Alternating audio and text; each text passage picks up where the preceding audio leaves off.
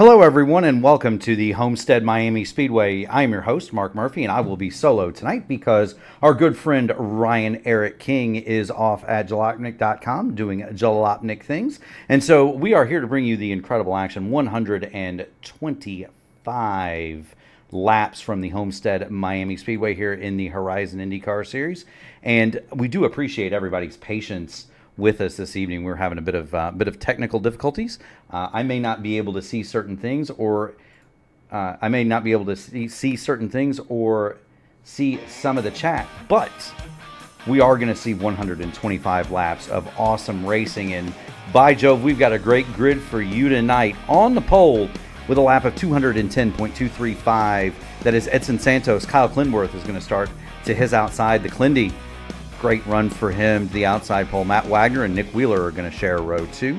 Yari Brubaker, Mason Mitchum, 5th and 6th. Josh Ward and Rick Sanchez are going to go 7th and 8th. Daniel Durazo, the Cat, and Gary Lovern will round out your top 10. Starting 11th, Eric Peterson. In 12th, Alex Miller. Frank Wynn, 13th. Shane Coker, 14th. Jason Collins and Andrew Serwak make up row 8. Alex Muller and Will Stearns on row 9. Stephen Lee and Craig Forsyth will go 19th and 20th. The VOR teammates, Velocity Online Racing teammates of Hugo Gallas and Julian Altina, are going to go from the back. Brian Greenlee is in the server, but he did not take the grid. So Brian Greenlee will start from the pit lane.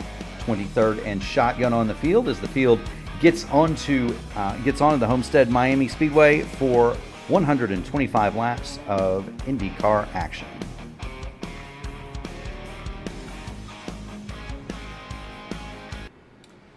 And again, I do want to thank everybody for your patience this evening. And I know it took a minute. It took some doings. We had some authentication issues with YouTube, but we are here, and showing up is half the battle. Again, do want to thank everybody for your patience. And again, I do want to thank everybody for your patience. I cannot hear, or I cannot see anything in the. Well, I can see the chat now. Paula Scory cheering for Clindy as always. Here comes the green flag. Edson Santos hits the loud pedal, and the green is out. The race is on.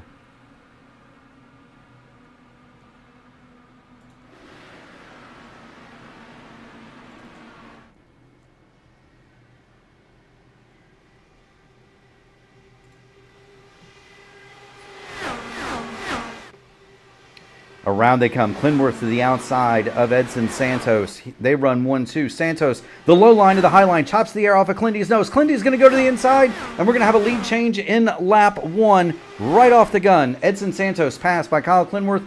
Matt Wagner is an interested observer in 3rd.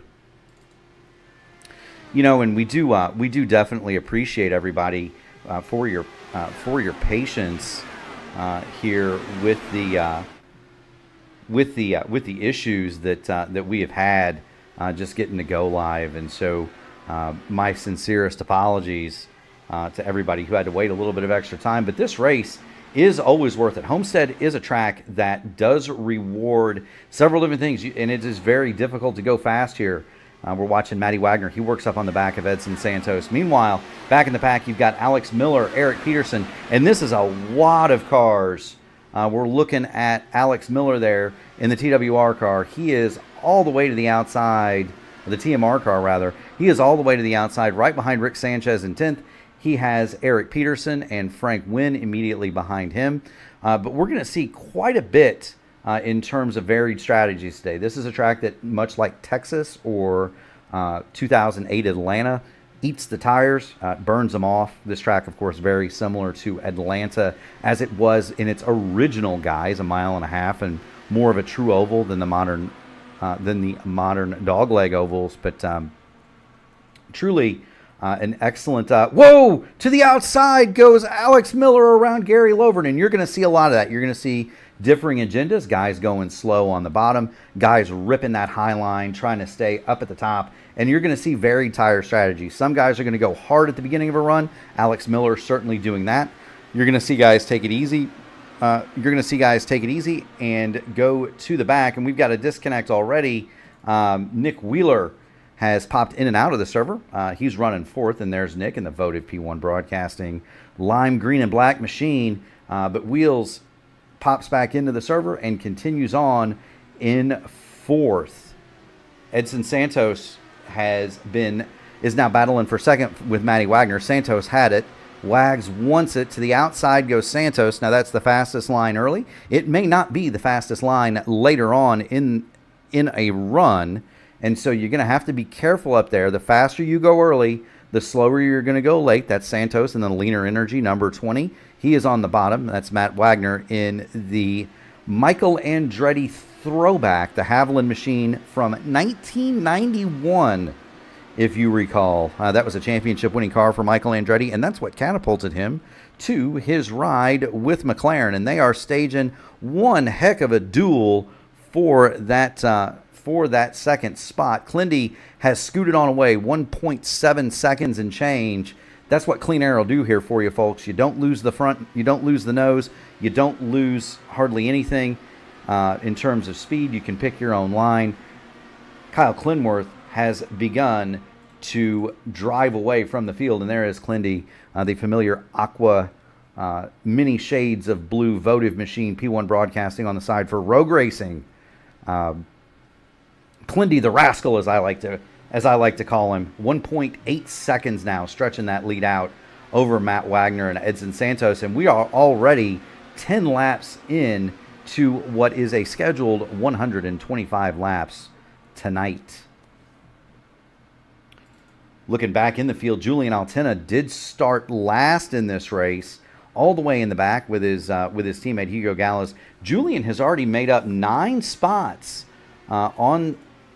Julian has already made up 8 spots, rather. Make that 9. He's going to go to 12th on teammate Gary Lovern. So put Julian up 9 spots, started 21st. He is 12th and going to the front in a big hurry. The next car up ahead of him, and that's kind of what he's going to see, is going to be Rick Sanchez in 11th, and a very, very fast Stephen Lee runs 10th. And you can kind of see all of the different lines, all of the different ways going through the corner that these drivers are going to try here. You've got Sanchez in the middle, you've got Lee on the bottom, and then in front of Lee, that's Alex Miller in 9th. He is all the way up against the fence, but that's such a great view from the roll hoop at Julian Altena. You've got the telemetry touching 217 miles an hour at the end of the back straight, and then all the way down to 190 in 5th gear. Let's go back and check on this battle. This is Josh Ward and Mason Mitchum. Josh Ward, the votive series champion. He is alongside Mitchum, and he's going to get that spot. Move Josh Ward to 6th. Mason Mitchum is going to go to 7th. We'll check back in on Nick Wheeler, because Wheeler is battling with Edson Santos, and he's going to try to put Santos, the pole sitter, back to 4th position. Santos has the high line. You want to be careful. You don't want to get net coded in there. Watching Wheeler's telemetry, and you see he is 5 miles an hour slower down at the bottom than Julian Altena. So again, different agendas for these drivers, different agendas, different things that they're looking to accomplish, different strategies that they may be looking at, and it's all geared toward making it to lap 125 with the lead of the event. Wheeler goes blank again. We'll get Edson Santos back up on the screen, and Wheeler pops back in the service. Just a little bit of a blink. Not much, but a little bit of one. And right back to the hammer goes Nick Wheeler. Wheels did not get that move done. Keeps Santos in 3rd. Wheeler will stay 4th.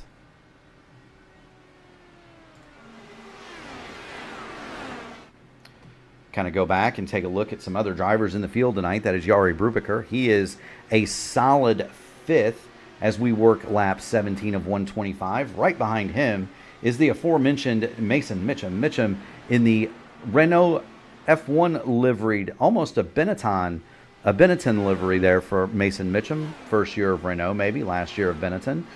Normally not a fan of F1 liveries on Indy cars, but that's a good-looking one. Mason Mitchum has it up in 6th place, right behind him. He's got a snarling herd. That's Josh Ward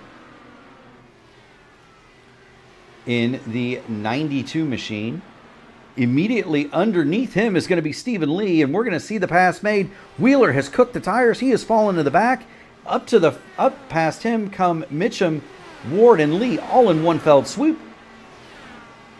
And we continue under the green flag condition, but that was a scary situation there for some of these drivers. Daniel Durazo, the Cat, and the Corona machine. Daniel is going to run 8th. Nick Wheeler has fallen to 9th now. And there's Alex Miller in the TMR machine. Alex is going to be 10th. Wheeler to 11th now. Julian Altena is going to go for 9th. We have action all over the Homestead Miami Speedway. 19 laps in of a scheduled 125. Clindy is already across the line to start lap 20. Kyle Clinworth is now dropping a little bit of time to Matt Wagner. Wags has chopped that lead to 1.5 seconds. Wagner, of course, a veteran of these wars, Lionheart veteran, Area 51 veteran, Dark Horse veteran. But he has started to go a little bit faster than Kyle Clinworth. 26.399 for Clindy to a 26.35 for Wags 2 laps ago. That did stabilize the last lap as Wagner catches him. He's going to fall victim to the dirty air. And we'll go back and watch the chase. Here's Matt Wagner. He is 2nd. We're going to take a look from the roll bar of the Michael Andretti liveried Haviland machine. And there goes Wags. And let's take a look at how he's doing this. We're going to get the inputs up. And we'll compare him to Clindy, 194, 195 miles an hour. He is right at the edge of the draft envelope. He is right at the edge of the draft envelope. And so looking at Clindy, it might be that he just wants to kind of stay there. He is not shifting down to 4th gear, so steady in 4th, 194, 195 miles an hour through the corners, running the low line. And let's compare and contrast that with your leader, Kyle Clinworth. And Clindy has got the hammer down. He's doing 100. He's a little bit quicker through the corners, a little bit more smooth. And remember, if Wagner follows right in his tire tracks, he's going to hit the disturbed air, and Matty Wagner is not going to be able to turn the race car. He's either going to have to lift, go up the hill, and that's kind of a force field for Clindy to stay ahead. The other bit is that Matt Wagner may not want to be right behind him. Maybe he's playing the games, playing the head games. He's going to let Kyle go out, run his stuff too hard, and catch him at the end of this run. This time by Kyle Clinworth is going to do 25,777 to Matt Wagner's 25,948. So whatever they're doing 25 laps into the run, Kyle Clinworth definitely has the advantage. Let's go back and take a look at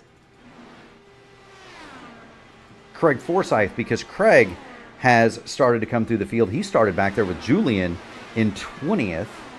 Craig has come up to 11th. He's working on Daniel Durazo, the Cat, for 10th. And it appears as though Craig is going to get him.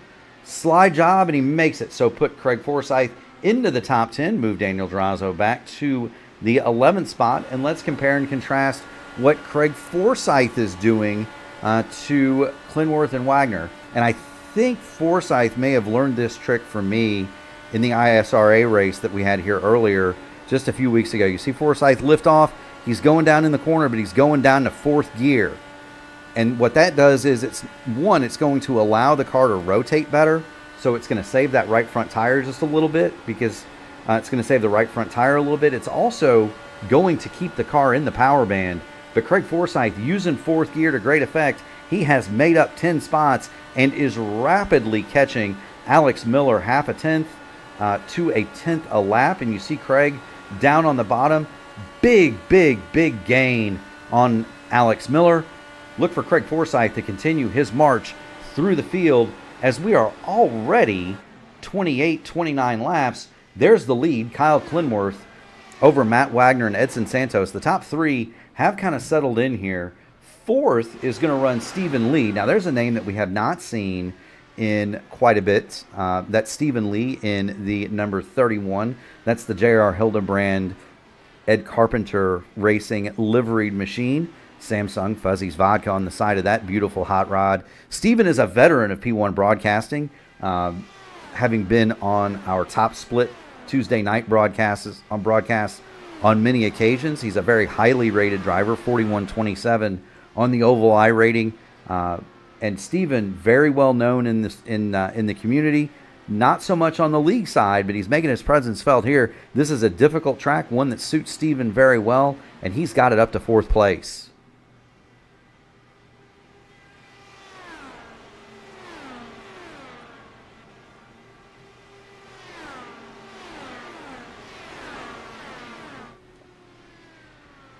And I do want to thank everybody for your patience as we show Stephen Lee circulate here under the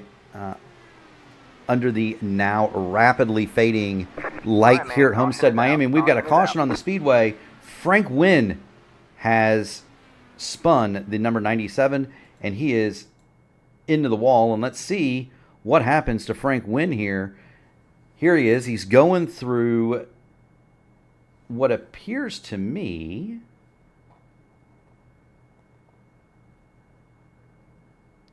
just got a little bit loose in the high line. This track is and just kind of hooks it in there. He was going through turns 3 and 4, but this track very, very difficult. If we go back and watch Frank Wynn, you'll kind of see it. The track here is progressively banked, so it's 2 degrees steeper on the top than it is on the bottom. That's why the lanes are so even. And you see how Frank's got his wheels right there on that dark line. That is a seam. That is not concrete. That's a tar seam, and it can make your car very loose if you touch it. Frank touched it, started chasing it up the hill, grabbed a little bit too much wheel, and the car got loose with him, took off. He tried to correct it back into the fence. A tough night for Frank Wynn, but he is on the pit lane and out of the event tonight. And we have pit stops already forming. Kyle Clinworth is going to lead the field down after 32 laps of racing action, and it's hard to believe this race is a quarter over already. Everybody going to come in and take service. Nobody stays out.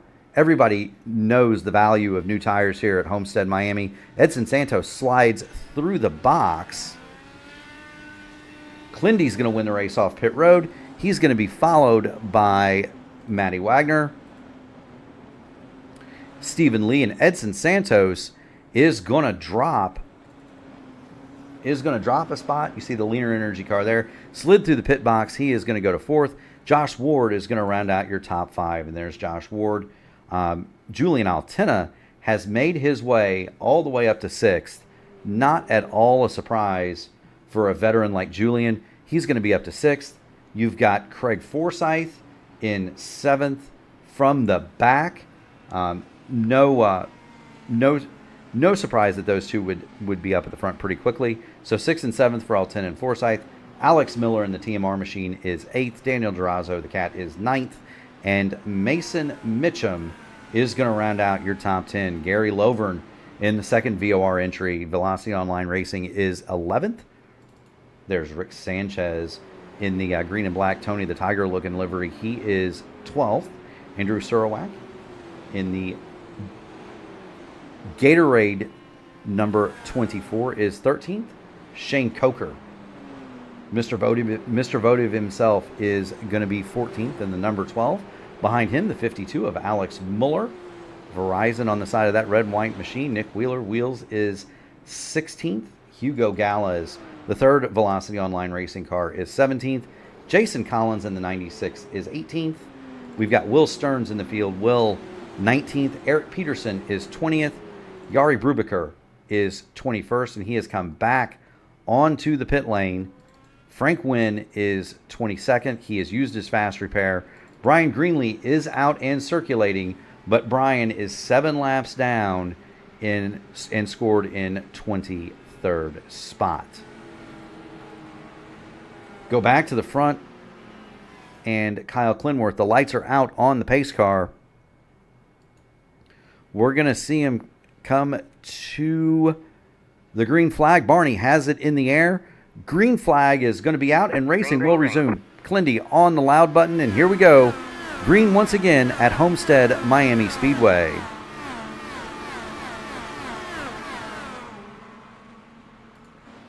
There you see the lead for Kyle Clinworth. He is just ahead of Matty Wagner in second. Stephen Lee runs third. Edson Santos fourth. Josh Ward is going to round out your top five as the racing is going to get more frantic here.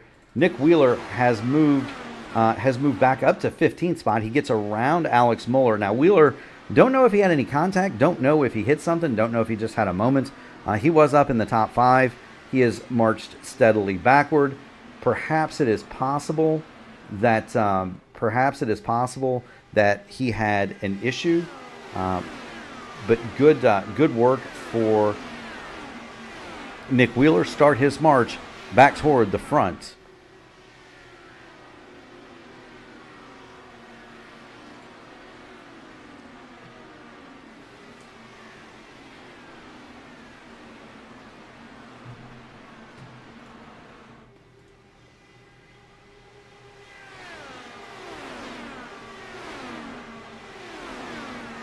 Still watching this battle here between Nick Wheeler and Alex Muller. That's 15th and 16th.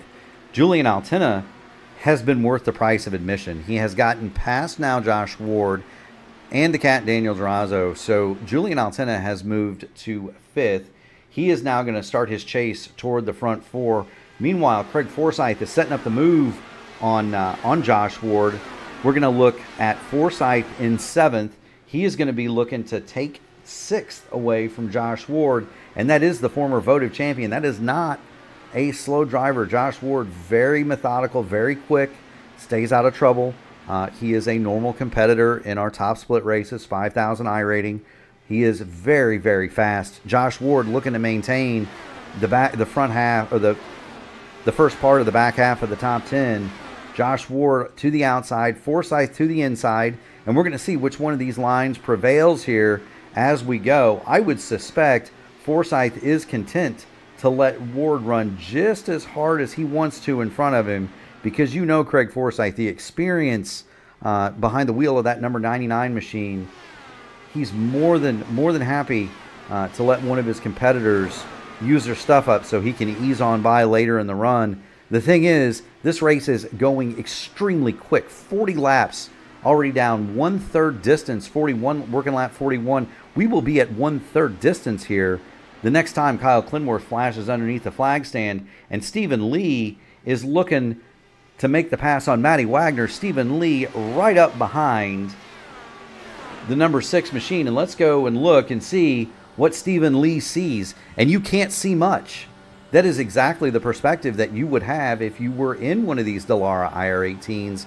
Between the halo, the aero screen, the fact that you sit very low in an already low car, you cannot see very much, and that's kind of what you got to work with. Stephen Lee is going to go down. He's looking underneath Matty Wagner. Wagner is going to stay in the middle. He's going to give him the air, but Stephen Lee all over the back of Matt Wagner, looking for second place. Stephen Lee drops to the inside in turn number 1. Is he going to be able to make the move stick? He does not. The outside will prevail this time for Matt Wagner, but these two guys are giving up a ton of time to Kyle Clinworth while they're battling here, and that is not something that I would like to be doing, because if you let Clindy get out and get gone, you are not going to catch him. He is very rapid, very fast here at the Homestead Miami Speedway, and he knows exactly what he needs to be doing to maintain a lead here. Clinworth, the last time by, 26,189. Wagner, 26,212. Lee, 26,343. So these guys are losing time doing battle. Stephen Lee falls back off of Matt Wagner a little bit. Meanwhile, this fight rages on. Craig Forsyth has dropped back a little bit from Josh Ward, but he is still in close attention. Gary Lovern right on the backside of Alex Miller, and Mason Mitchum is right there too. Take a look off the nose of Mason Mitchum. Another one of these amazing camera angles provided to us by Whiplash Sim Cams. The old lipstick camera right on the nose, and you can see the drivers as they fade all over the speedway, hunting for the clean air. Mitchum is going to get the run on Gary Lovern. Excuse me for the hiccup. He's going to take it to the bottom. Alex Miller is going to stay high. Mason Mitchum is going to make the pass on Gary Lovern, move Mitchum to 10th, Lovern to 11th. As we race on, you've got Andrew Surowiak all over the back of Rick Sanchez. Take a look off the gearbox of Sanchez. He's going to be looking... the X-Track gearbox is looking straight at the back, or straight at the nose of Andrew Surowiak. Our good friend Rick is going to go to the bottom, and that means that Surowiak is going to be on the top. Sanchez reels in Gary Lovern down the backstretch, so battles all over the speedway. This is the closest one, though. Edson Santos has started to close back in on Stephen Lee, but not quite. Lee running that middle line. Santos all the way around the bottom as Clindy leads it from Wagner and Lee. Santos trying to catch that front group. To the bottom he goes. Stephen Lee to the top.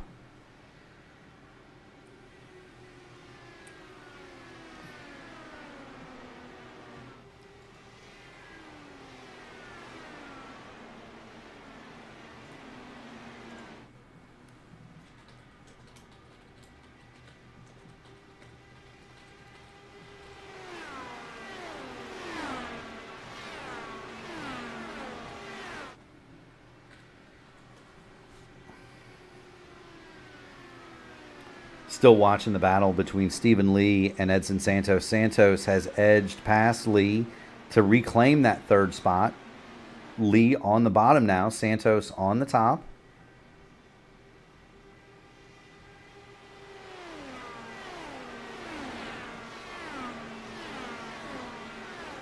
The weather here tonight at Homestead Miami Speedway, by the way, is absolutely perfect. The sun is going down. It is a clear night, 81 degrees in the ambient, 87 on the track. That is only going to get cooler. You have a soft breeze, northeast, northeast, very slight, 2 to 3 miles an hour. That's not going to upset the cars hardly at all. 41.6 humidity. Now, I've never been in Miami a day in my life at 41% humidity, but that's what the weather is for this event. Of course, the more humidity there is in the air, the more downforce the cars make. And so sometimes iRacing will kind of play with you like that. They'll give you weather that might be slightly unrealistic to make the racing better. Here, you'd never have 41% humidity in Miami, Florida. However, in the sim, we can simulate different things. Lower humidity, less downforce because the air is not as heavy or as thick. And as a result, the cars are going to handle a little bit worse. It's a way to make an adjustment to the racing without necessarily making an adjustment to the car. And whatever adjustment was made, it is working absolutely perfectly. We're watching the battle for third. That is Stephen Lee all the way up, doing his best to mimic handsome Harry Gant, Richard Petty, Dale Earnhardt Jr., Kyle Larson, the famed guys who run that line in a stock car. This is not a stock car. This is an Indy car. And Stephen Lee inches away from the wall. He will inch past Edson Santos, put Stephen Lee back into third. Edson Santos will go back to fourth. And Santos is having kind of a rough go of it because if you look off of his roll bar, he's trying to run the bottom, but Matty Wagner is running the bottom. And so he's getting kind of a double whammy. He's getting the dirty air on corner entry from Matty Wagner. And then on exit, it's really hard for him to get off the corner because Lee is running the top to avoid the wake of the number 6 in front of him. Very difficult for Edson Santos to find any clean air, and as a result, it's going to be very difficult for him to continue to move toward the front. Speaking of the front, we've talked very little about the man at the front. Kyle Clinworth continues to lead it. He has led every lap, 55 of 125, save for I think Jari Brubaker may have led one under caution. Beyond that, the closest battle on the track remains this Durazo Miller Mitchum fight. That is 8th, 9th, and 10th. Daniel Durazo, the cat, has 8th. Alex Miller 9th. Mason Mitchum 10th. We've got more battling for third. Stephen Lee and Edson Santos will not quit, and they have caught second place Matt Wagner. So we've got a three-way fight for second, and that is just what Kyle Clinworth, the Clindy, the man that I refer to as the Rascal, that's exactly what he wants to see, is these three start racing each other, because that just allows him to ease away into this Miami night.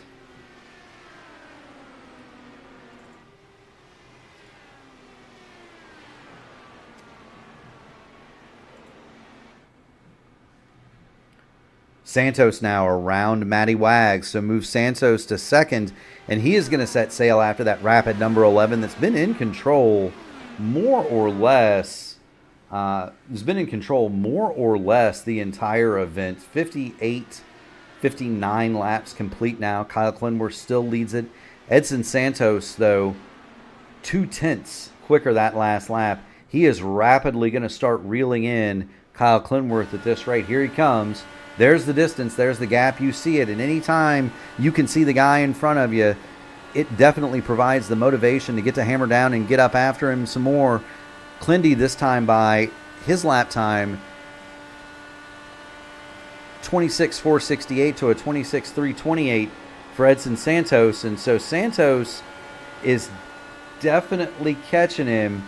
In the last 4 laps, he's chopped 0.3 of a second away from the lead of Kyle Clinworth.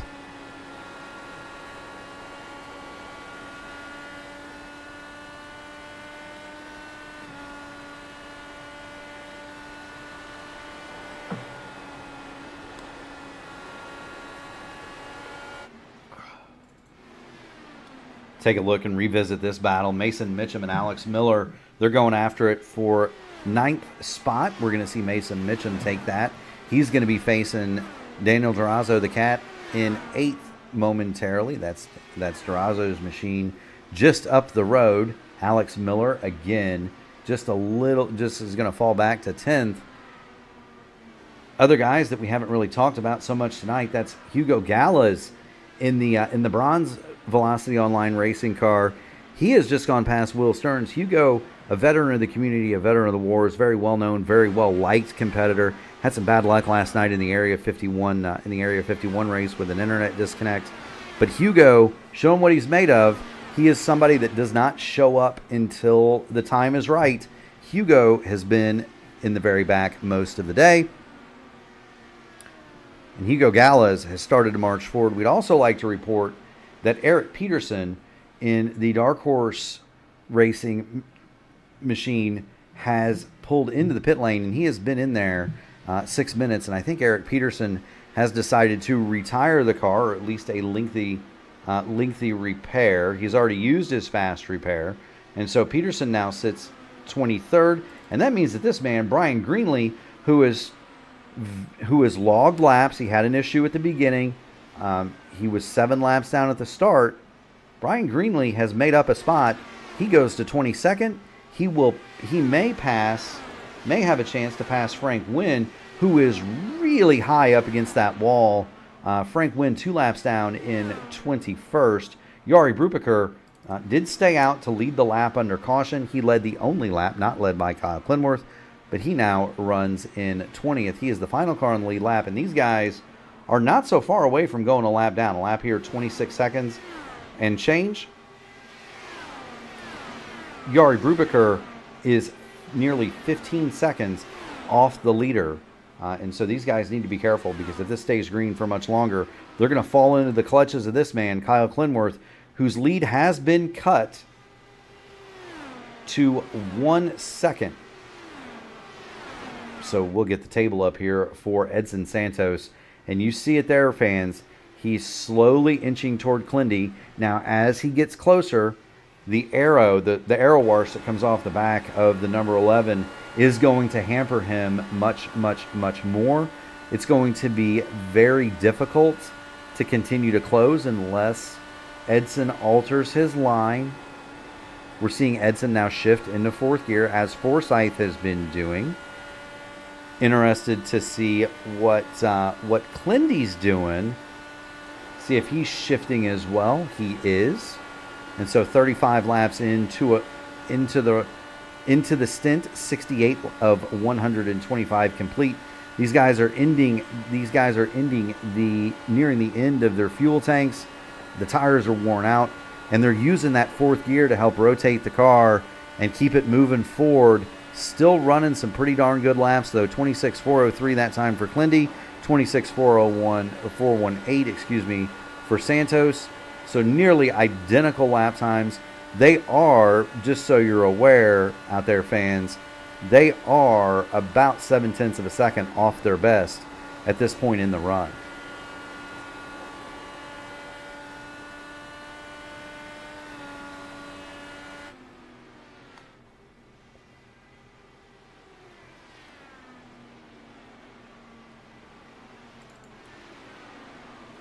Go ahead and put Matt Wagner back up on the screen. He has fallen back past Stephen Lee, and now the series director, Matty Wagner, he is 5th. He's fallen into the clutches of Josh Ward as we near green flag pit stops.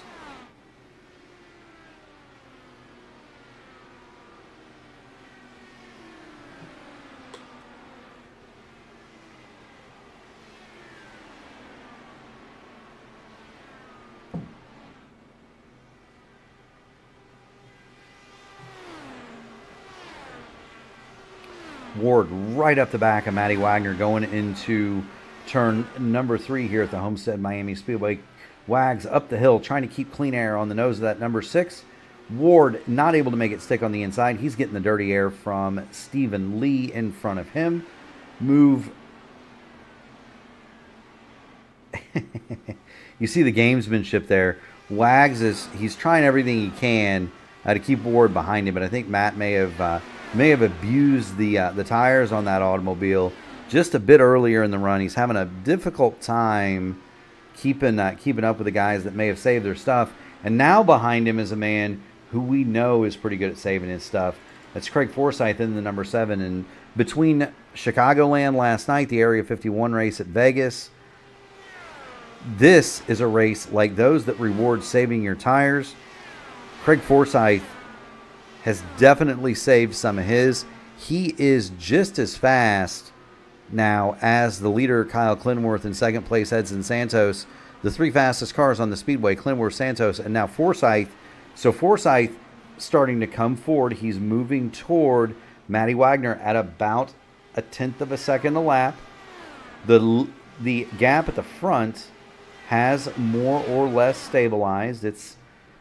Santos got it down to about a second even. Now he's fallen back just a little bit, and so you can kind of see the gap. It's grown. It was 1.13, now 1.17. So just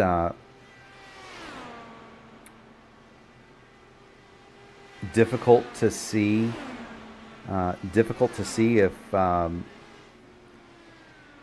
it's not difficult to see, rather, but it's difficult to punch through that barrier at about a second unless you want to start varying your line. And if you run the high line here, one of the things that happens, and Edson Santos continues to give chase, but one of the things that happens if you run the high line here, you can go a little bit faster in clean air. The issue, though, is that you're going to burn your tires a little bit harder. It is a lot more difficult to run the high line on your right front than it is to run the bottom here, just simply because of the difference in banking and the fact that if you run the top, you have to carry a lot more speed into the corner to make the same lap time. And so most of the drivers that come here, they're going to want to run the bottom because it saves the tires. Santos has been loath to get off that bottom. He's staying down there. And Kyle Clinworth, with the lap machine of Brian Greenlee in between him, has now pulled out to a 1.6 second advantage. So we continue to watch Edson Santos. Have a look at Jason Collins. He has made it up to 11th. Now this is another driver that started in the back. He started 15th. Craig Forsyth has begun the pit cycle. Nick Wheeler is going to take it to the pit lane. They have to use the access road here at Homestead. That is very treacherous. But here comes Nick Wheeler. He is going to hit the pit lane, and Wheels is going to take service. These drivers running 45, 46, 47 laps into a stint. Green flag stops have begun. Andrew Surwack is on the pit lane, as is Frank Wynn. And we'll see how long it takes Clindy to affect his run down to the pit lane. There he is. And we'll follow him as he comes down through here. 150 miles an hour is about all the speed you want to carry through there, because then you got to pound the brakes, stand on them. It is a 50 mile an hour pit speed limit. Very slow. It feels like a crawl, and it's very difficult to get the car slowed down, just because you're still turning the wheel almost when you hit the pit lane. Here comes Kyle Clinworth. He's going to pull to a stop in his box. Clindy is going to go up on the jacks. Wagner is going to pull in right behind him. Down and away goes Kyle Clinworth. And out right behind him comes one of the old pros. That's Julian Altena in the Velocity Online racing machine. Altena, he is going to come out right behind Kyle Clinworth. So a smoking pit entry for Julian Altena. Meanwhile, Clindy is going to get back up to speed. He is going to also critically maintain his position on the lead lap. The leader is now Mason Mitchum. Mitchum is coming to pit road, but that is a huge benefit to Clindy staying on the lead lap. If a freak yellow would come out, Clindy would still be on the lead lap. He would be able to come in, take yet another set of tires. You would do that after one lap under green. And what we're trying to track here is Craig Forsyth. Forsyth is 11th on the track now. He's going to pick up some spots as he flashes by pit lane. Put Forsyth to 6th now. But what we're looking at Forsyth is he is a half a second a lap quicker than the laps being turned by Jason Collins right now. And so watching Craig to kind of see where he comes out, he and Stephen Lee were the first two to hit the pit lane. Lee is 5th. Forsyth is 6th. Jason Collins has not yet stopped, getting it roughly. There he comes. He was getting roughly the fuel mileage of a Volkswagen Rabbit, but he's going to pull it down pit lane. 52 laps completed by the time he hits the pit box. Well done for Jason Collins. And he is well within his window of being able to make it. 40 laps to go on this one. Good job for Jason Collins to continue his run. The rest of these drivers should be able to make it. If Collins could do 50 laps or 52 laps, no reason that Clindy, Altena, Santos, and the rest of these fellas can't also make it that long. The flip side of that is Collins is going to have a major tire advantage at the end over a guy like Stephen Lee, who's been out there for 10 laps, Forsyth 9 laps. That does hurt you on the back end. The longer you have to stay out on those tires, the harder it's going to be to go fast at the end of this thing.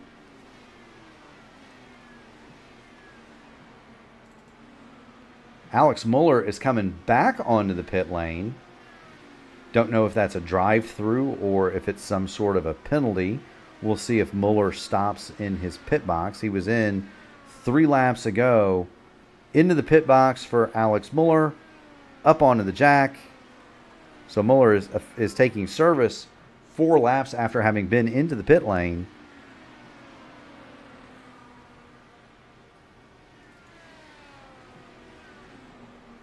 And past him on the track, Kyle Clinworth flashes underneath Barney. 88 of 125 complete. Clindy leads it from Julian Altena.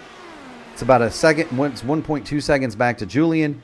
It is a further roughly 9/10 to a second to Edson Santos. And then another 1.2 to Stephen Lee. So the front 4 are really kind of equidistant to each other. Craig Forsyth is 0.6 of a second behind Stephen Lee, and that's really kind of the battle. They've got Frank Wynn between them. Frank is the car up top next to the fence. Forsyth is going to flash under him and resume his chase of Stephen Lee. And you see Craig, he's not dipping into 4th gear here. He's staying in 5th, trying to roll that bottom, keep the momentum up, and see if he can't get by Stephen Lee. and move himself into 4th position. Again, 2 veterans, all of them veteran drivers. Of course, we've seen Kyle Clinworth in these races in various different leagues. ISRA on Monday night, we see him in the top split race. Heck of a duel with Clindy, Rob Malechka, and Adriano Pinheiro last night at Chicago. The emotion in Clindy's voice tells you all you need to know about not only how much he is passionate about the car, passionate about the community. He's my broadcast partner on Monday nights for the Open, but he tries so hard in this car to win races, and I was very happy to see him on the podium. I myself had a tough night last night, but I was glad to see Clindy get the recognition he is due. Watching off the roll hoop of Craig Forsyth as he tries to chase down Stephen Lee.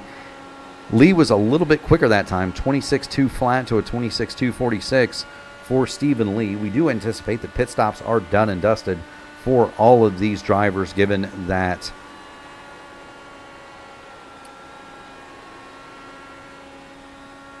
we had Jason Collins make it 52 laps the last time. Most of these competitors pulled their Dallaras into the pit lane anywhere from 12 to 17 laps ago, and so they should be good on fuel. We've got 29 laps left.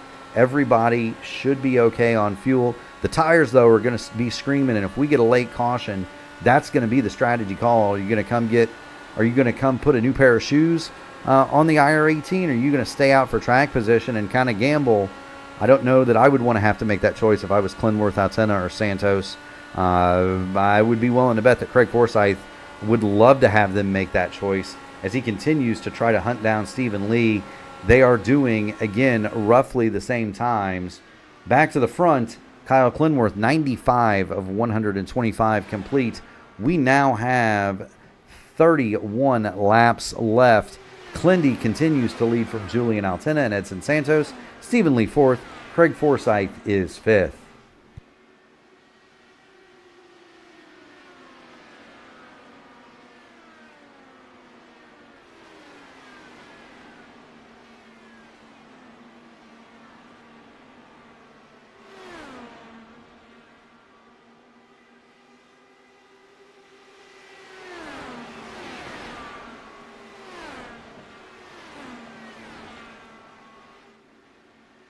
And I do appreciate the break out there, fans. Doing the race by yourself, you're talking a lot.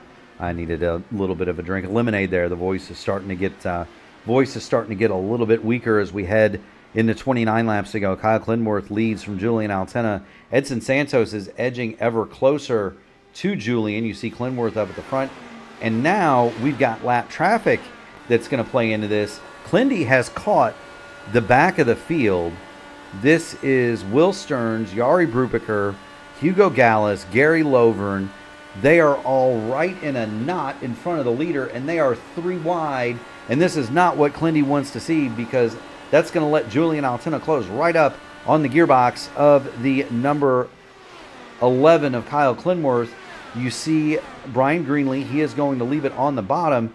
But for Clindy, this is not what he wants. He's got Will Stearns battling side by side, taking up 2 different lanes from cars in front of him. Clindy is going to have to use the high side here to get the car to rotate, and that just allows Julian Altena to motor forward. Julian has chopped 2/10 of a second, off of that lead for Clinworth. Now, he does have Brian Greenlee between him, so Julian is also going to have to alter his line if Greenlee stays on the bottom, as he has been. Hello, Amy. It's good to see you. Shane Coker, he is in the field. We'll go ahead and show Shane 18th on the day. He's behind Frank Wynn. He is going to drop below Frank, 2 laps in arrears. Shane Coker runs 18th in the votive machine. That's green with the yellow stripe there, the number 12 for Shane Coker. Good run for him to 18th. He's kept it clean and green so far. Craig Forsyth is now to Josh Ward. He'll do battle with the 99, will do battle with the 92. That is a lot of 9s. That's Matt Wagner there in 6th, right behind them. Stephen Lee has fallen back to 7th. And one would guess that the tires on that 31 car, he was the first one to come in. He made up a ton of ground early, but it would appear that the tires on the 31 machine may be about at the end of their best with 24 laps to go here at the Homestead Miami Speedway. Craig Forsyth trying to work on Josh Ward, but I don't think, given the tire gap, there's 5 laps difference to the good for Josh Ward. He's on the same strategy as Edson Santos. They have the youngest tires of everybody in that front group. Santos and Ward last stopped 21 laps ago. 26 laps for Forsyth, 22 for Clinworth, Altena, and Wagner. 27 laps on the tires for Stephen Lee, 22 for Durazo, 20 for Mitchum, 18 for Jason Collins.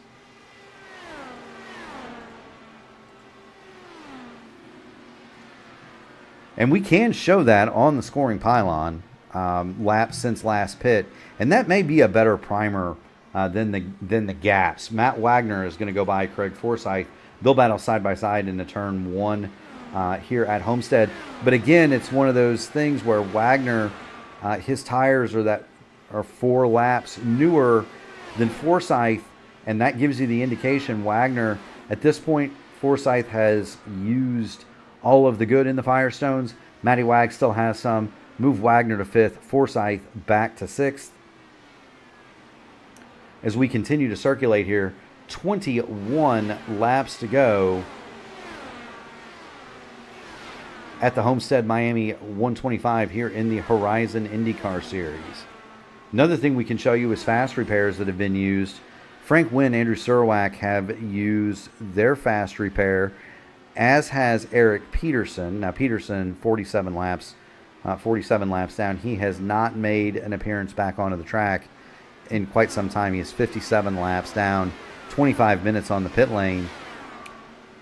But we have more or less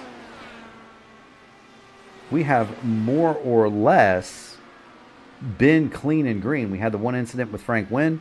It appears as though he downshifted, caused him to turn it loose and get into the wall. It was not the seam, as I suspected, but Frank Wynn having kind of a tough night. He is 19th, 3 laps down, but that would be the story for Frank Wynn. That is the only caution that we have had to slow this 125 lap event. Watching Matt Wagner, we do have a battle now brewing for the middle step of the podium. That is Julian Altena in the Indy Alliance in the Velocity Online Racing Machine. He is second. Edson Santos wants second spot. There's lap traffic to deal with. I believe that is Will Stearns there in front of Altena and Santos. And that does play a factor, and it's not because Will wants to be in the way. It's just by virtue of him out there and circulating that he kind of is. Santos going to drop to the bottom of Altena going into turn number 3. And I suspect that Santos is going to be able to make this stick here. Maybe not. Altena is going to have the draft from Will Stearns. Stearns is going to stay high that time. He's going to be up against the wall along with Rick Sanchez. That's going to allow Julian to put Stearns in between himself and Edson Santos. Santos now going to have to drop to the bottom, follow in the wake of Julian Altena. And just as soon as that battle got going, Julian Altena pulls out to a 4.5 tenths of a second lead over Edson Santos. And that's all it takes. Santos still having trouble getting through lap traffic. There's Sanchez on the top in the green and black machine. And just watch Santos. He's got to go to the bottom to get by Sanchez. And when he gets down there, he's directly in the wake of Rick Sanchez, and it just kills all of the momentum for Edson. Watching it from the headrest, again, just gives you an idea of how little the guys and gals that race these cars can see. Very restricted vision to the inside, from the inside of these Dallara IR18s. My hat's off to the guys that do this in real life, because you cannot see very much. Santos now, he's got Jari Brubaker between him and Julian Altina. And Santos, the longer he runs behind these lap cars and the longer he stresses the tires behind Altina, that's going to allow Josh Ward and Matt Wagner to creep back into the picture.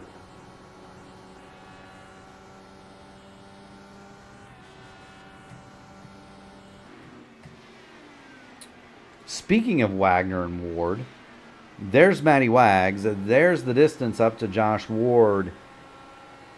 And as you see it, he sees Edson up ahead of him, but Edson is almost 3 seconds. And so the effect of running down low with Santos, Stearns, etc. down there isn't as much for Wagner. He's getting the draft off of Josh Ward. He's getting a good suck down the straightaways.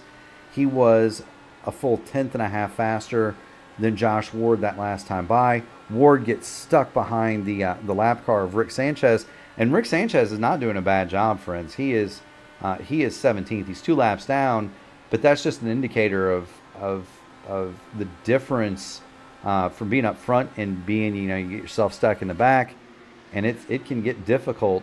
Rick Sanchez gonna go to the high side. He's gonna let Wagner go, and Wagner resumes his chase of Josh Ward. This is the best battle on the speedway. There's Josh Ward in the 92. Matt Wagner right behind him in the number 6. And there you see the gap, folks. It is 0.3 of a second here. Homestead. Wagner went to the bottom. Now he's going to the top. He's going to have to find some dirty air. He is going to have to place his car in such a position. He's going to have to place his car in such a position that he can build a run. It's going to be very difficult to do that as long as Josh Ward stays right where he is on the top side, because Wagner, as he looks out the front of his machine, you've got lap traffic, and there's the front of Ward. That traffic, that is Will Stearns in the red machine and Jari Brubaker. They're not doing anything wrong, of course, but they are on the bottom, and that's going to hurt Matt Wagner as he tries to march past the number 92 of Josh Ward and Matty Wags. There you see it. He is there. He has chopped it now to 0.2 of a second, 2.28. Matt Wagner looking to see if he can't get himself into the front 4 here at Homestead, Miami. Julian Altina is still giving chase to Kyle Clintworth. Altina is now he was within 0.8 of a second, but now it's ballooned back out to a second, and those two continue to work traffic. Meanwhile, Wagner going to drop to the inside down the main straight. He's going to see if he can't take the 4th position away from Josh Ward going into turn 1, and Matty Wags is going to clear it. So give 4th to Matt Wagner, put Josh Ward back to 5th. 6 laps to go here at Homestead, Miami, and let's get back to the sharp end of the field. We haven't shown him much because he has been out front all night. He's had a comfortable lead, Kyle Clintworth.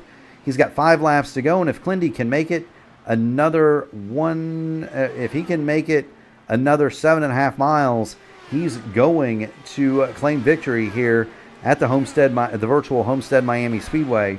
Kyle Clintworth in the familiar number 11 shades of blue votive Rogue Racing P1 broadcasting machine, smoothly through turns number 1 and 2. We'll get his inputs up here so the fans can see it. He's got Frank Wynn out in front of him. Wynn is right up next to that wall. That's going to let Clintworth run the middle, get some clean air on the wings of his Dallara. I believe that Julian has used up the best in the Firestones. He is dropping back precipitously, now almost 1.5 seconds behind Clindy. Edson Santos another 0.7 of a second back from Julian. So the front 3 appear to be fairly stable. Wagner 4th. He has begun to edge away from Josh Ward in 5th, Craig Forsyth 6th, Durazo 7th, Mason Mitchum 8th, Jason Collins 9th, and Alex Miller going to round out your top 10. 2 to go for the Rapid Rascal Kyle Clindworth here at the virtual Homestead Miami Speedway.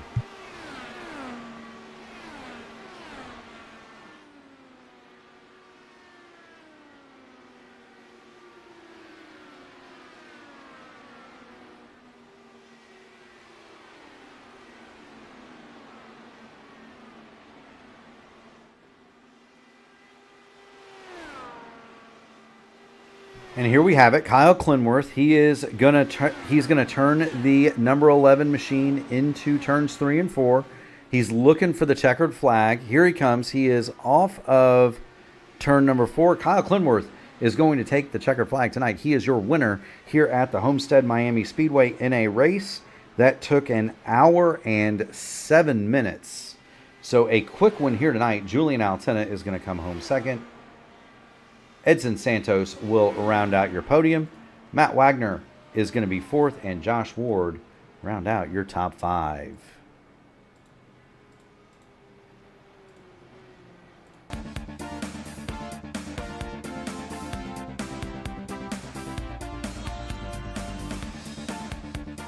And for the 125 lapper here at the Homestead Miami Speedway in the Horizon IndyCar Series, Kyle Clindworth is your winner. Julian Altena is going to come home second. He is the middle step at the podium. Edson Santos will round out the podium in third. Matt Wagner, series director, is going to come home fourth. And voted series champion Josh Ward is going to be fifth. Craig Forsyth is sixth. Great run from the veteran from the back. He started 20th. He and Julian definitely get the Hard Charger Award. The Cat, Daniel Durazo, is 7th. Mason Mitchum, 8th. Jason Collins, 9th. And Alex Miller will round out your top 10. In 11th, Nick Wheeler. Gary Lovern brings it home on the lead lap in 12th. Great result for him in front of Velocity Online Racing teammate VOR's Hugo Gallas in 13th. Will Stearns, 14th. Yari Brubaker led a lap. He is 15th. Stephen Lee finishes 16th. One lap last of the cars. One lap down. Rick Sanchez is 17th. Shane Coker, 18th. Alex Miller, 19th. And Frank Wynn is going to bring it home 20th after the early accident. In 21st, Brian Greenlee. He persevered after the connection issues at the start. 11 laps down in 21st. Andrew Surwack retired his car. He came back 13 laps down in 24th. And Eric Peterson, the first out of the event, he'll come home 23rd, shotgun on the field.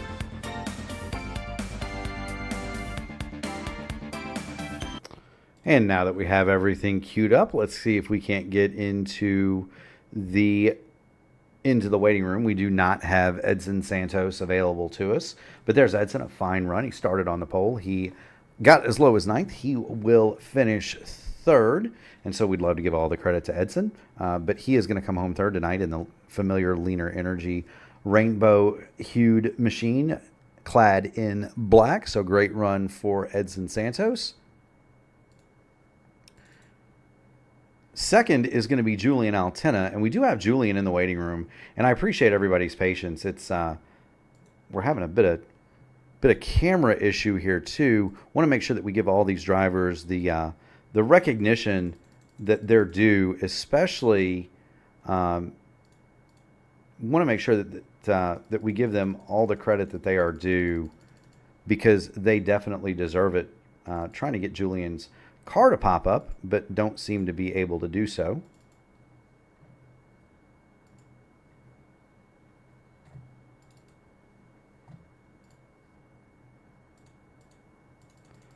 We'll give it one more crack here. I'm moving this thing back in 60-second increments to make sure that we can't.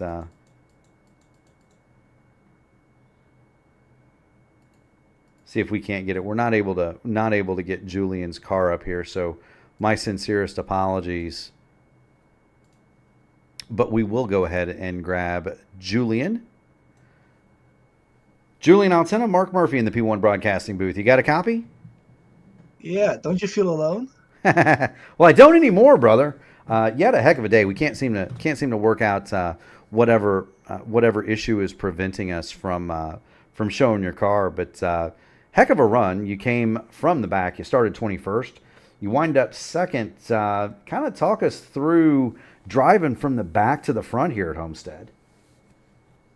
Yeah, I mean, I want to say it's really difficult, but it really wasn't, to be honest. Everyone was burning up their tires and I wasn't, so it just, they were pretty easy passes in the end. I just knew from the qualifying that I messed up. By the way, spun out of turn 4, coming to lap 2, so that was it. But yeah, I just knew that I had to get by those people, save my tires all race. Because I'm pretty sure this is the exact same setup as the ISRA race, or at least it drove very similarly. So, Kyle and I have driven this before. Hugo has driven it before. A couple others have driven it before.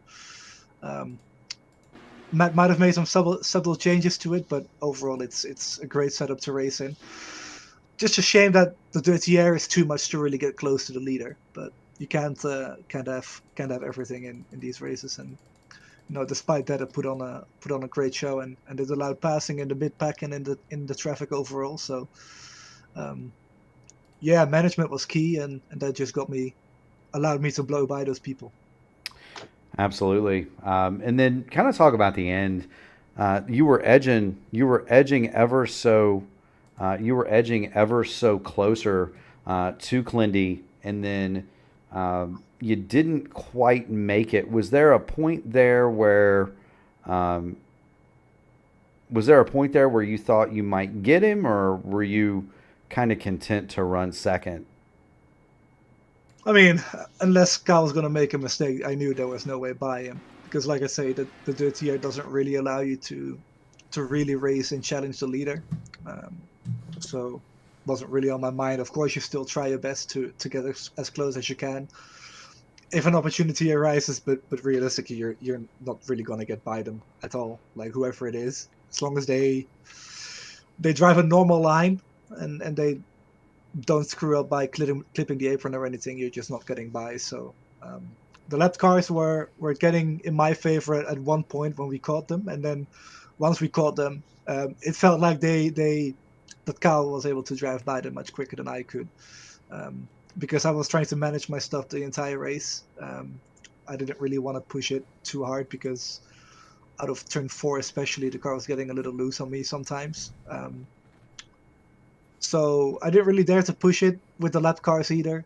Just wanted to keep managing my stuff, and that probably was why Kyle was able to pass them much quicker. But no, I probably wouldn't have caught him at any point because the dirty air is just too big here, which is a car and a game thing and not a setup thing. So, like I said, setup was great. A lot of good racing. Just a shame that iRacing and the error model doesn't allow you to race the leader, but that's just the way it is. It is what it is. You said it, my friends. But second place tonight for you, Julian. It's good to see you. It's good to see you up front, going fast and having fun. Shout outs, friends, family, sponsors. The floor, sir, is yours. Yeah, I have to say great job to everyone who raced today. It was a much cleaner race than last week. Yeah, one So caution. yeah, exactly. So great job by everyone. Yeah, I want to thank you for broadcasting. I know it was a bit challenging for you tonight, but I'm glad you could put it on. And I also have to say good job to Carl and Edson, especially, by the way, for getting on the podium too. But yeah, I do got a few sponsors that I need to thank. So I'll bring the sponsor read up here real quick. IFS Personal Financial Planning, their family office that specializes in transferring intergenerational wealth and minimizing the taxes incurred. Get in contact through email alex@ifspfp.com. They're based in the UK. So if any Englishmen are watching, that's for you. For the people in the US, Lovers Incorporated is on the side of my car. They provide professional service and renovation, remodeling, painting, and mold removal for government, commercial, and residential projects. To learn more, visit loversinc.com. And the Alzheimer's Association. They lead the way to end Alzheimer's and all other dementia. For more information and the option to donate, please visit the alz.org website. Or if you live in another country like myself, just go to your local Alzheimer's charity. They all have the same goal in mind. So if you can and you have the ability to donate, please consider it. It's a great cause, and yeah, just hope that at some time, it gets. I guess the fix is what you could call it to prevent that. But yeah, that was it. Just a great job by Matt on the organization and everything. I know how much it takes to get on a good show, and Matt certainly does it. So great job to him and everyone involved. Absolutely. Well, good to see you. Good to see you in the booth, Julian. Good to see you running up front. Keep going fast, having fun, and we will see you next week. If I can stay awake, that is. You're a young guy. See, you've got the sponsor read. I usually just have Gary keep the picture of my car up on the screen so I can read the stuff on the side of it. That's how I know what to say. But you've got everything. You've got everything much more professionally done. So kudos to you, Julian. Go to bed, man. Yeah, I'm exhausted. I'm gonna take a shower first though, because I'm really sweaty after the race. So I'll see you next time. Absolutely. That's Julian Altena. He runs second tonight. We will go ahead and bring in Edson Setsos. Edson was third on the evening, and we'll go ahead and get Edson in here. Edson, it looked like you sat on a pole. It looked like you had something for Clindy. It also looked like it was really difficult to make moves out there.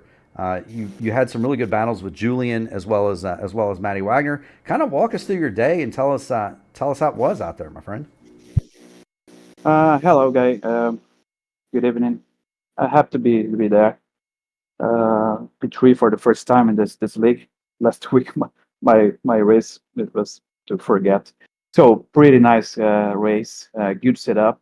And great battles with Matt, another guy that I forgot, Stephen Lee, Julian. So in the beginning, I made a huge mistake, as I was telling to Kyle and Matt. I jumped straight from second gear to fourth gear in the beginning. The start, it made me lose a lot of speed at the beginning. Maybe I could kept P1, of course. Kyle is a great driver, but unfortunately, with that mistake, I dropped to third, last positions. But I could cover it. It was fun. At the end, Julian stopped in the pit one lap before me, and that's why he could get the P2. So congrats, Kyle, Julian, and I hope to be here other times. It's a pretty good race. One of the most interesting the last weeks. Yeah, for sure. I mean, if I had to count my favorite tracks, they'd probably be Texas, Kentucky, and this one for that reason. It requires a lot of finesse, a lot of thought, and a lot of management to be able to go fast here throughout the run. Do want to congratulate you again. Any friends, family, sponsors that you'd like to shout out to? My man, the floor is yours. Yeah, just a pretty warm hug for all my teammates of here in Brazil, Linear Energy Racing. Some of them was watching the race with me here in the iRacing as a spotter. So a hug for all of them, and for you, all of you from the broadcast. Well, I definitely thank you for that, Edson. Warm hugs back to you, my friend. You keep going fast, having fun, and I'm sure we'll see you up here in the booth many times in the future. That's Edson Santos. He runs second tonight. And let's go ahead and bring in the man of the hour. This is the Rapid Rascal, Kyle Clinworth. Clindy, back to victory lane again, my man. Hey, it's good to be back, Murph. Thanks for having me. Hey, it's me and you in the booth is kind of simpatico. You grabbed the lead from Edson early. He said he kind of missed a shift up there, and you got by him, and I believe you might have led every lap except for one. Just an That is true. just an absolutely dominant performance. Kind of walk us through how you were able to maintain that lead. Yeah, so taking the lead, I saw Edson was a little slow on initial takeoff, and so I built a really big run. And I know that on cold tires, this car really likes to push through 3 and 4. So I backed it up a little, and I think if I would have just went full tilt, I could have got him at the line and led every lap. But I was just trying to set that run up to do a high percentage move down the front. And once I passed him, I just didn't have to look back. In practice, I knew it was really, really hard to pass a car that had clean air. So I knew that my first objective and number one priority was to take the lead and never give it up. And mission accomplished there. My second priority was to never hit the wall tonight. And I would have been successful, except for one time I was changing my fuel map. And I kissed the safer barrier entering 3 and lost like half a second to Julian, like at the very end of the race. So it probably gave him false hope that maybe his teammates could, put a little dirty air on me and he would catch up. But that's when I was moving down to map 1 because I had saved enough. So basically, after that yellow came out, I knew it'd be a little bit of a fuel save. So I put it in map 3 and ran map 3 up until 5 or 7 to go, something like that. And just kind of chilled. I backed up every corner, like way more than I needed to. I was just saving as much fuel as possible because I didn't want there to be a situation where I got stuck having to race side by side on the outside with either a lapper, or if Julian or Matt or Edson had caught me, I really didn't want to put myself in a position where I would run myself dry. So, I finished with a whole extra gallon in the tank to do a bunch of smoky burnouts with, which Heck was yeah. super cool. Really, the track changed a ton. It started off with 3 and 4 basically roasting in the sun, and you couldn't touch the weight jacker at all down in 3 and 4. So I kind of tiptoed through there all night, just afraid that I would get bit, and just didn't put a toe over the line, right? I just played it really safe, and luckily having the clean air and being in the lead and jumping there from the start and qualifying well, all those things worked together for me tonight to really have a picture perfect night. No issues, no complaints, just, had to be within my boundaries and show them who's boss. Take my raise and take my pay raise. So multiple guests here for Clindy. We've dubbed him. I have dubbed. So at the P1 Broadcasting Network, everybody gets a nickname. Mine is fairly obvious. People have called me Murph since I was a little kid. But Clindy, a couple of weeks ago, became the Rapid Rascal. And so we've got to ask you, Clindy, multiple guests, what's more difficult? We see P1 track guides on the side of your car. You've recently started doing those for the channel, and those have been hugely popular and hugely successful. Anybody out there that wants to understand the finer points of any of the tracks that we go to in the iRacing IndyCar community, check that out. So is it harder to do the P1 track guides? Is it harder to share a booth with me? Or is it harder to manage tires at Homestead? What's the more difficult of the three? Okay, so I think the track guides are actually the hardest, and I'll tell you why. I had a whale of a time figuring out how to both render and composite high-definition audio and video, which is something that I've been able to do my whole life, but the software that I'm using now made it very hard to figure out. And I have used Audacity my whole life to get really clear, crisp audio, and up until Texas, it would just pop and pop and pop, and I had no idea why. I read through 17 different troubleshooting forums, a bunch of different dev replies. I had to reset my sound card, reset everything, and I just gave up on it. I downloaded a different audio software, so I had to move on from that. But if Audacity wants to figure it out on my computer and throw me a few bucks for dropping their name, I would totally take it. And the added pressure of knowing that community members rely on my guidance. I've gotten so many thank yous and DMs from everyone in the community, people I don't even race with often, because maybe they're in second split or bottom split, and they say, "Hey man, you really helped me out this week. Like I got a top 5 because of you." And that touches me. Like that makes me feel special, like I'm important, like I'm helping this community grow and I'm helping people get faster. At the end of the day, the more people that are out here racing in the IndyCar on ovals are people I can take I-rating from. And I'm going to take every last point that I can, selfishly. So really, if I can get more people competitive and more people fast, that's what I'm out here to do. And then I would say second hardest is being in the booth with you because I feel like I got to bring my A game. Even though it's like a really relaxed atmosphere, we're putting on the most prestigious time slot of the week for the most prestigious series in the IndyCar. I know fixed oval is more fun and it is my wheelhouse on Tuesday nights, but Monday nights is what you have to do to get ready for the Pro Series. Monday nights is where the real pros show up. Monday nights really, really matter, and I want to make that booth as professional as the racers that are on the circuit. And then last of all, saving tire here. Saving tire here is really easy. People don't know how to do it, apparently, but you just lift. And you lift way more than you think you should, and you pick the throttle up way later than you think you should. Bingo. When I pick up those lappers at the end of the race, there are like 3 or 4 of them all in front of me, racing side by side. I could just wrap the white line lap after lap, and I saw them, and I'm like, they're driving in too hard, and they're picking up the throttle too quickly. I guess that's why I'm lapping them. And honestly, slow is fast, because slow is smooth. And when you're being smooth, you're being fast. Old Days of Thunder reference there. So, shout out to obviously P1 Broadcasting. Without you guys, I wouldn't have a platform. I wouldn't have fallen in love with this community. Like, I got into the Discord, I don't know, about a year and a half ago, and started, making friends and having fun. But having an aspect to where I know I can put on a show for my friends and family back home who I don't get to see all the time. Shout out to my mom and dad, my cousin Craig, who are all watching. Love you guys. Hope to see you soon.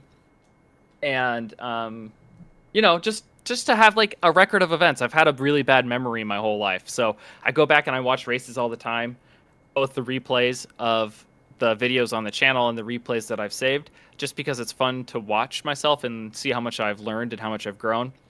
And I know I'm babbling on, but I heard your Auto Club interview, so I'm going to take all the time I want here. That's okay. I'm starting to teammates- lose. I did it solo tonight, so I'm starting to lose my voice. You can talk all you want, Clindy. Great. My teammates, I didn't shout them out at Chicago yesterday because I was too busy crying my eyes out. But they were included in the people who helped me get here. They pushed me to do better. They pushed me to be faster. They pushed me to be a better person. And all those things are A triple plus. We've got Ryan, we got Ty, we got Tony, we got Jacob, and we got Cody coming up to top split someday soon. He's really getting there. So if you notice, we kind of have little icons on the air cool part of the pod above where it says P1 Track Guides. It used to be where it says P1 Track Guides, but we've added a new logo there for Cody. It's kind of like a bear trap. All of the different things there are pieces of equipment that a rogue would use because we are rogue racing. We feel like we lurk in the shadows and we're kind of out of sight for most of the top flight competitors here. So we're working together to be Misfit Island. And I drive the cloak car. So to bring this cloak car into victory lane and to miss it by, a quarter of an inch last week here in the Horizon Series means a whole lot to me because I've probably fumbled the bag in ISRA to the point where it's going to be really hard for me to win that championship. But I started this one out just like I started ISRA, but I feel like I'm a better, more put together race car driver just 5 weeks later, right? I'm no longer shooting myself in the foot as much. I've learned from my mistakes, or I hope to learn from my mistakes and not repeat them, and continue to set blazing fast lap times and be a little faster in qualifying. And I've really started to hit my stride and fire on all the cylinders and get all those things done. So, like one thing off the checklist at a time. And it's kind of like, I don't know if you watched the documentary that followed Jeff Gordon's first championship season, but Ray Evernham had a big piece of poster board that said, from rookie to contender, from contender to winner, from winner to champion, right? And I'm on that winner to champion arc right now. And I would not be able to do it if it wasn't for the community here. And I feel so much more connected to that community because of P1 and the community Discord. And I can't thank everyone out there enough. And getting to race with all of them in leagues and in officials, right? That brings me to the Votive Racing League, which was this league before it was postponed, and Shane still helps run this one. But that'll start in February, and it's on the side of my car. If you want to join, it's free to enter. So get in touch with me or with Shane, who's in this race, and we'll get you signed up. And I think we're almost full on entries. I think we might be at like 40-some entries, knowing that a few people may not make it every week. But I'd love to see you on the track. I'd love to whip your butt. So come on out and let me take your money. And that's why I don't race in that league, so that Clindy doesn't take my money. Great job tonight, Clindy. I look forward to seeing you on Monday in the booth. And keep going fast and having fun, man. You're on a heck of a roll. Thanks, brother. Always do, always will. See you in the future. That is Kyle Clinworth. He is your winner this evening. I do want to make the final remarks as short as possible tonight, because having done the race solo, anytime you talk for an hour and 15 minutes consecutively, your voice is pretty much shot by the end of it. All credit and kudos go to everybody at the P1 Broadcasting Network, right from the founder, Gary Godso, all the way down to everybody that helps make these broadcasts possible. Truly a great group of people to work with. It took a village tonight. There was a technology issue that didn't allow me to go live until the cars were on the grid, and so there were several people working in the background. Julian Alteno, one of those, Gary, but also others that made it possible for this race to be on the air, and I want to thank every one of them for their hard work. Whiplash SimCams for the camera angles, obviously. They are absolutely amazing, and that's what allows us to bring you the amazing views. If you want to have some custom iRacing cameras, Whiplash SimCams is the place to get them. Would also love to shout out each and every one of you that watched this broadcast. At one point, there were over 30 people watching it live. That is a huge number for a Wednesday night in a league IndyCar race. We picked up multiple subscribers during this broadcast, and so want to absolutely thank each and every one of you for watching, subscribing, liking the broadcast. Those are all huge things for us. There is a GoFundMe that is in our page description. If you want to toss us a couple of bucks, you can do that too. But the biggest thing that you can do out there for any YouTube content creator, and that's certainly what we are, a YouTube content creation channel, is hit the like. Hit the like next to the video, ring the bell to subscribe. We definitely appreciate that. For Gary Godso and everybody at the P1 Broadcasting Network, we would love to give special recognition to the first responders, the police, the fire, the EMTs, all of those who do the job at night so that we can lay our heads on the pillow and sleep soundly. We thank you. Next week, we will be right back here in the Horizon Racing League. Next week, we will be right back here in the Horizon IndyCar Series. That race will be at Gateway Worldwide Technology Speedway. That is one of my, well, I take it back. That's in 2 weeks, so don't come back here next week. There will be nothing on this channel next week on Wednesday night. But if you come back February 5th at 8 Eastern, you're going to see these same drivers at the Worldwide Technology Speedway, and then February 12th is the one after that, probably my favorite track in the service, the Texas Motor Speedway. But for Mark Murphy, Gary Godso, everybody at the P1 Broadcasting Network, good night, and we will see you on February the 5th.